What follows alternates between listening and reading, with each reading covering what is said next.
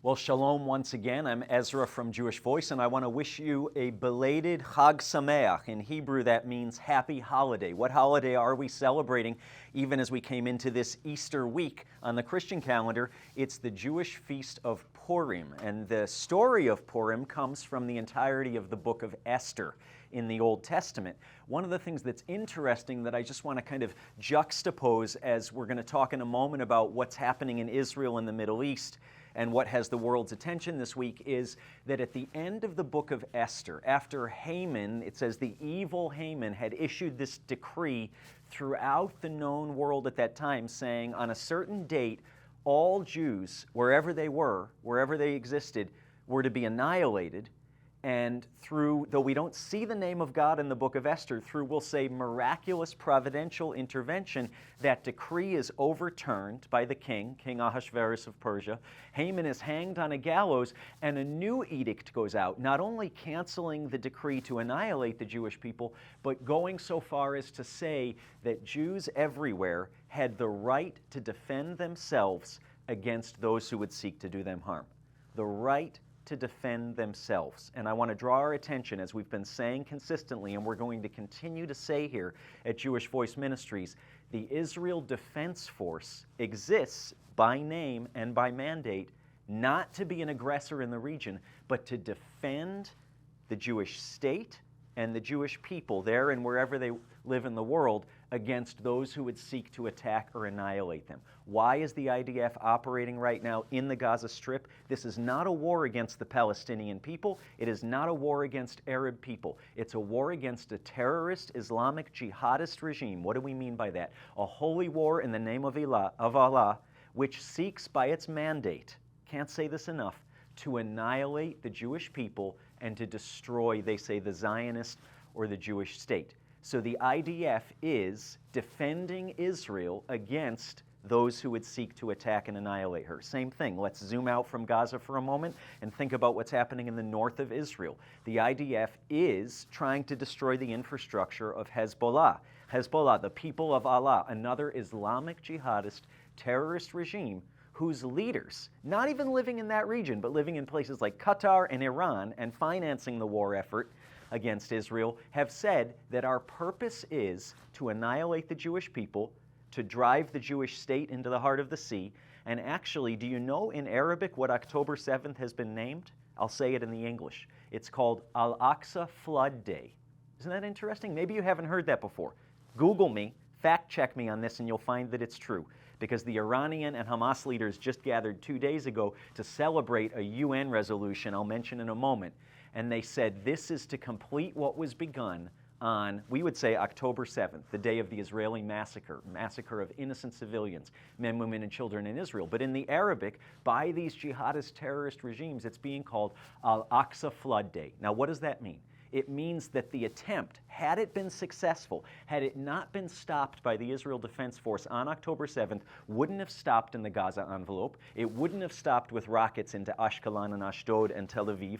It wouldn't have stopped with rocket offensives towards the city of Jerusalem. It would have stopped when the Muslim world was able to actually march on Jerusalem and take back what they consider to be holy ground at the Al-Aqsa Mosque, which is historically the Temple Mount in Jerusalem, and now presently the third holiest site in all of Islam. So what's my point? Ezra, this is a lot of information, this is a lot of facts. My point is that just like in the story of Purim, Israel is exercising its right, more than its right, its obligation to defend itself against those who would seek to attack and annihilate the Jewish people and the Jewish state. Now juxtapose that with what's just happened in the last 48 hours in the United Nations. And it's so interesting to me that it happens during the Feast of Purim.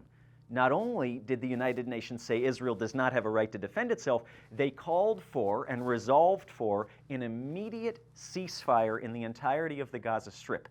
And what we see in the news is that Iranian officials and Hamas officials gathered together in Iran and in Qatar to celebrate this momentous occasion. Why are they celebrating? Because it means that they're able to regroup, to reamass armaments, and to regather Hamas operatives who have been hiding behind innocent civilian lines for months now. So the Muslim jihadist world, I'm not talking about the Arab people in general, but specifically the Muslim jihadist terrorist regime world, or portion of the world that's represented by them, is celebrating this UN resolution because this means they can regroup. This means they can, as they said by their own admission, start to figure out how to finish the flood on Jerusalem, the Al-Aqsa flood that was begun on October 7th. And why is this a problem for Israel? Because now, as we've talked about, Israel more and more on the world stage is vilified as an aggressor, where their actual intent is not to murder or to harm innocent civilian life in the Gaza Strip,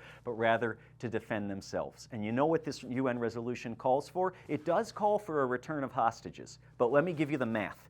Fact check me on this too. That 40 of the over 100 Israeli hostages still being held in Gaza now, 180-something days after the fact, 40 of the 100 are to be returned by Hamas in exchange for how many? For 800 convicted Palestinian criminals, many of whom are murderers and who are convicted terrorists. The evidence is all there. So one innocent Israeli for 20 terrorists is the current math, and the UN is celebrating this as a great victory. Here at Jewish Voice, we're not celebrating that, but we're continuing to point out what we've been saying all along, and I want to encourage you to continue to remember this. The reason this war started on October 7th is because an Islamic jihadist terrorist regime infiltrated the borders of Israel and attacked innocent life. Israel is exercising that same right that we hear about in the book of Esther to defend itself against those who would seek to attack or annihilate. And I want to ask you, though admittedly it's getting harder and harder to keep standing with Israel, I want to ask you today, stand with Israel as she exercises her right, her obligation in fact, to defend herself. And let's pray not only for the protection of the people on the borders of Israel, but we're going to continue to encourage you to pray, as we're praying right here at Jewish Voice every week, that the Lord would defend innocent lives in this heated, very complex conflict. No matter whether they're Jewish lives, Arab lives, Palestinian lives, Muslim lives, Christians, Arab Christians living in the region, that the Lord would defend the innocent, the helpless, and the vulnerable against evil men, that He would give surgical precision. And for believers in the Israel Defense Force, would you pray with us for words of knowledge? Here's where someone who's seeking to do innocent people harm is located, so that they can be surgically eliminated with zero negative impact on innocent lives. Pray that the Lord would protect the innocent, that He would aid the Israeli Defense Force in exercising their Book of Esther obligation and mandate to defend themselves from those who seek to do them harm. And would you pray that more and more believers, just like you in the church, would look beyond the propaganda, beyond the rhetoric, beyond the headlines, and say, what do the Scriptures say about God's promise? Not because of our faithfulness as a people, but because of His enduring faithfulness as the promise keeper, to give back a land so that the world would know that He is God and that He's the promise keeper. And would you continue to pray, again, just like we are here at Jewish Voice Ministries, for incredible kingdom impact, even in darkest times, among Jewish people and their families living in the land of Israel, and among Arabs and Palestinians in the region. Even in the most difficult of times, like we read about in the book of Purim, the Lord, in the book of Esther and the story of Purim, the Lord can break in for miraculous deliverance, and He can cause His salvation to flourish. So pray for those ministers, Arab Christians and Jewish believers in Jesus alike, doing important ministry work now in Israel and the surrounding region, that they would see incredible breakthrough and that God would make His salvation